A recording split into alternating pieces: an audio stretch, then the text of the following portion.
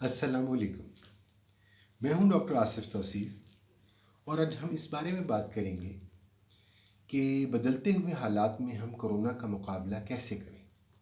आपको मालूम है कि बतदरीज लॉकडाउन को खोला जा रहा है और इससे जो अब नई सिचुएशन पैदा हुई है उसमें हम लोगों पर जो ज़िम्मेदारी है वो और बढ़ गई है।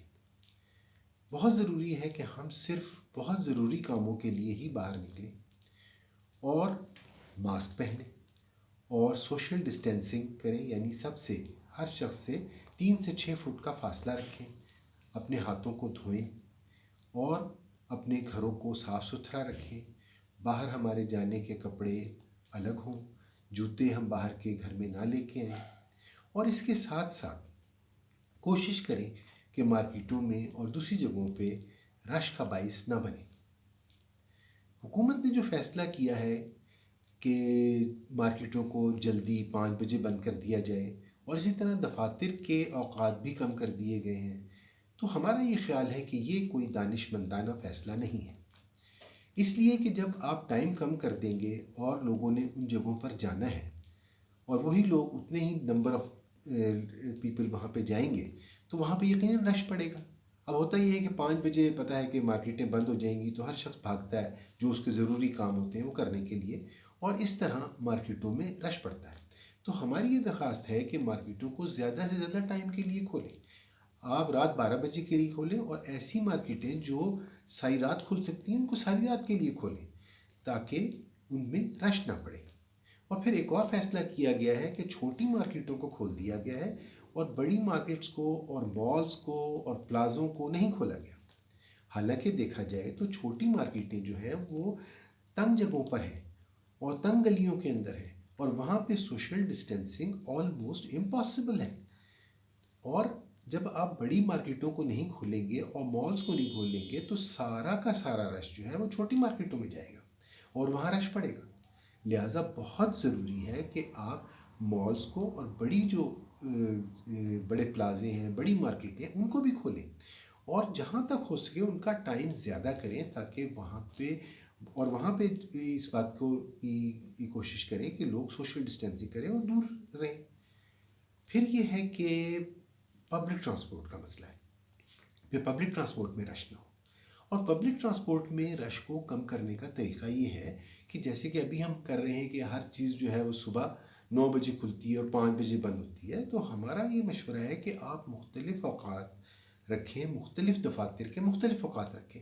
यानी कोई ऑफ़िस 8 बजे खुल रहा है, कोई 9 बजे खुल रहा है, कोई 10 बजे खुल रहा है, कोई 11 बजे खुल रहा है। इसी तरह से उनके बंद होने के औकात भी मुख्तलिफ़ हों। इस तरह से पब्लिक ट्रांसपोर्ट में रश नहीं पड़ेगा और इसके अलावा ट्रैफिक पुलिस भी इस बात को देखे कि जो ओवरलोडिंग ना हो और बहुत ज़्यादा लोगों को ना बिठाया जाए। फिर यह है कि बैंकों में रश पड़ रहा है, जो बिल जमा कराने वाले लोग हैं उनका रश पड़ रहा है। तो देखा ये गया है कि पूरे तकरीबन इस्लामाबाद में एक ही तारीख होती है आखिरी बिल की। तो हम ऐसे कर सकते हैं कि आखिरी तारीख जो है वो एक सेक्टर में भी जो मुख्तलिफ़ लोग हैं उनकी मुख्तलिफ रखे। कुछ लोगों की एक तारीख हो, दूसरे लोगों को कुछ और हो, क्योंकि हम लोग ज़्यादातर हमारी आदत होती है कि हम आखिरी तारीख को भागते हैं और जब एक ही आखिरी तारीख होगी तो तमाम बैंकों में उस आखिरी तारीख को बहुत रश होगा। और जब आप पूरे इस्लामाबाद में और पूरे मुल्क में मुख्तलिफ़ तारीख़ें दोगे आखिरी मुख्तलिफ़ लोगों को तो उसमें रश नहीं पड़ेगा। फिर हमें चाहिए कि हम ऑनलाइन बिल पेमेंट जो है उसको प्रमोट करें, उसकी आसान किस्म की एप्लीकेशंस इंट्रोड्यूस करें और उसके बारे में लोगों को आगाही मुहिम इसके लिए चलाएं ताकि लोगों को इसके बारे में आगाही हो। फिर हम ये भी कह चाहते हैं कि आप जो ऑनलाइन पेमेंट कर रहे हैं लोग उनको कुछ थोड़ा सा डिस्काउंट दें ताकि उनको एक उसमें उनको फ़ायदा नज़र आए कि हम भी जो है वो सीखें और हम भी बिल जो है अपने घर बैठ के ऑनलाइन पेमेंट करें। फिर हम ये देख रहे हैं कि टीवी पे और सोशल मीडिया पे कि हमारे जो हाई ऑफिशियल्स हैं, हमारे जो वज़ीर हैं, जो हमारे गवर्नमेंट ऑफिशियल्स हैं, जब उनकी फुटेज दिखाई जाती है तो वो इकट्ठे खड़े होते हैं, इकट्ठे बात कर रहे होते हैं और वो चल रहे होते हैं तो उनके साथ साथ सारे लोग चल रहे होते हैं। तो ये बात अच्छी नहीं है। जब हम एक चीज़ को ख़ुद प्रैक्टिस नहीं करेंगे तो जितना भी हम आवाम को कहें उसका हमारी बात में असर होगा ही नहीं। अगर आप देखें टीवी पे تو ایک وزیر اعظم عمران خان اور ایک وزیر اعلیٰ سندھ، اس کے علاوہ تمام جتنے گورنمنٹ آفیشلز ہیں ان کو آپ کہیں نہ کہیں دیکھ سکتے ہیں کہ وہ سوشل ڈسٹینسنگ کو پریکٹس نہیں کر رہے. تو بہت ضروری ہے کہ ہم اس کو کریں. پھر یہ ہے کہ ہماری اپنے جو نیوز چینلز ہیں ان سے یہ درخواست ہے کہ وہ جہاں پہ سوشل ڈسٹینسنگ کی دھجیاں اڑائی جاتی ہیں ان خبروں کو نہ دکھائیں اور ان ویڈیوز کو نہیں دکھائیں، کیونکہ آپ کرائم کو جتنا دکھائیں گے کرائم اتنا پروموٹ ہوگا، اور آپ جتنا سوشل ڈسٹینسنگ کو دکھائیں گے سوشل ڈسٹینسنگ اتنی پروموٹ ہوگی. اس کے علاوہ ہم یہ چاہتے ہیں کہ جو آپ کے ہیلتھ کے ریلیٹڈ پروگرام نہیں ہیں، آپ کے انٹرٹینمنٹ پروگرام ہیں، آپ کے گیم شوز ہیں، اس کے اندر بھی لوگوں کو گلے ملتے ہوئے، ہاتھ ملاتے ہوئے اور نزدیک نہ دکھائیں. وہاں پہ بھی سوشل ڈسٹینسنگ کو آپ پروموٹ کریں اور وہاں پہ بھی لوگوں کو ماسک لگوائیں. اس سے یہ ہوگا کہ ایک کلچر ڈیولپ ہوگا ماسک پہننے کا اور سوشل ڈسٹینسنگ کا. تو اس کے علاوہ یہ ہے کہ اب آپ کو پتہ ہے کہ عید آ رہی ہے، اور یہ عید اس رمضان کی طرح یہ بھی پہلی اور اپنی طرح کی الگ عید ہوگی. تو عید کی نماز جو ہے وہ ہماری یہ درخواست ہے لوگوں سے کہ وہ مسجدوں کے بجائے کھلے میدانوں میں اور عیدگاہوں میں ادا کریں. ویسے بھی جو اسلامی شعار ہے وہ بھی یہی ہے کہ عید کی نماز جو ہے وہ عیدگاہوں میں اور گراؤنڈز میں ہونی چاہیے. اور ہماری درخواست ہے کہ ایسے گراؤنڈز کے جو ہے بہت سارے راستے رکھیں آنے جانے کے، تاکہ وہاں پہ رش نہ پڑے.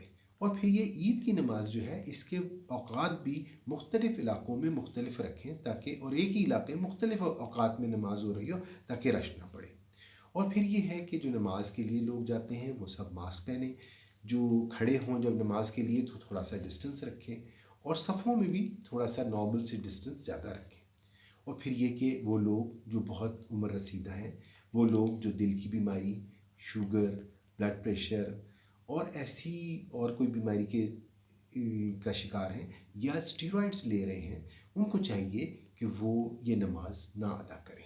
ویسے بھی یہ نماز واجب ہے، اور ان کی جو نیت ہے یہ نماز نہ پڑھتے ہوئے اپنے دل پہ جبر کر کے جب وہ نماز نہیں پڑھ رہے ہیں تو کس کے لیے پڑھ رہے ہیں؟ اپنی صحت کے لیے اور دوسرے لوگوں کی صحت کے لیے.